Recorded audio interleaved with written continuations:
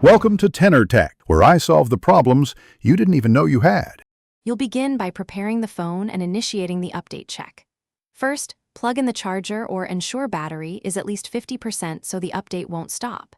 Next, backup photos and settings to Samsung Cloud or Google, and optionally to your PC. Once done, connect to a stable Wi-Fi network, prefer 5 GHz if available, and free up about 500 megabytes. Now go to Settings and tap Software Update to check for available updates. That starts the hands-on process. You'll download and install the package next. Tap Download and Install and watch the progress in the notification bar. Download speed depends on your Wi-Fi. If the update is large, make sure you have at least 1 GB free and remain on the network to avoid partial downloads. Once the download completes, choose Install Now or schedule the install for off hours. Don't interrupt this phase. The phone will reboot and apply the update. This reboot finalizes installs and optimizes apps. You finish by confirming the update and handling any issues.